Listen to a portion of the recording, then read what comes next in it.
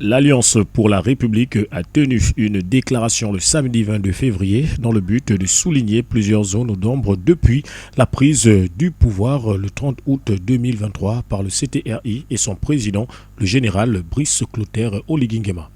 Le porte-parole de cette plateforme est revenu sur les propos du président de la transition lors des consultations avec le peuple qu'il remettrait le pouvoir aux civils après la période de la transition. Chers compatriotes, cette effervescence s'est accentuée par la suite après les premières déclarations du président de la transition tendant à rendre le pouvoir aux civils dans la paix à l'issue de la transition. À la suite de cette déclaration, une franche volonté d'accompagner la transition et le CTRI s'est ainsi installée chez plusieurs compatriotes. Celle-ci a été maintes fois réaffirmé au président du CTRI par de nombreux acteurs politiques de tous bords, notamment lors des différentes rencontres qui s'en sont suivies avec la classe politique, les forces vives de la nation, mais aussi et surtout avec les anciens candidats de la dernière élection présidentielle du 26 août 2023 au Palais Rénovation. L'on se rappelle aussi que lors de ces échanges, le président de la transition n'avait cessé de marteler qu'à l'issue de cette transition, avec l'apport de tous les Gabonais, les partenaires au développement, nous entendrons remettre le pouvoir aux civils en organisant de nouvelles élections libres, transparentes et crédibles dans la paix sociale. Depuis la prise du pouvoir par le CTRI, les membres de la plateforme Alliance pour la République ont suivi avec une concentration toutes les œuvres faites par le Comité pour la transition et la restauration des institutions.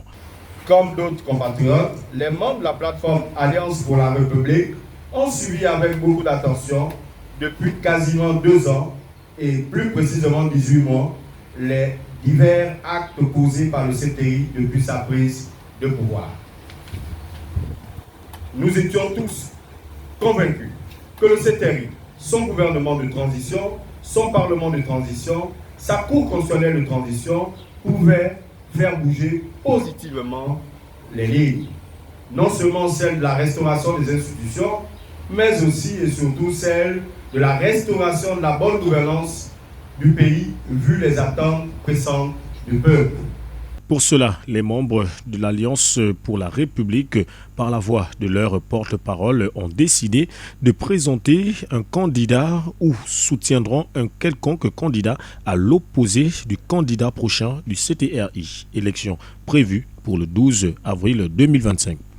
Tous ces griefs rappelés ci-dessous nous obligent donc, pour l'intérêt supérieur de notre pays, à présenter un candidat à l'élection présidentielle du 12 avril 2025. Pour porter nos idées, ou encore à soutenir tout candidat susceptible de prendre en compte certaines préoccupations politiques et sociales contenues dans notre projet de société.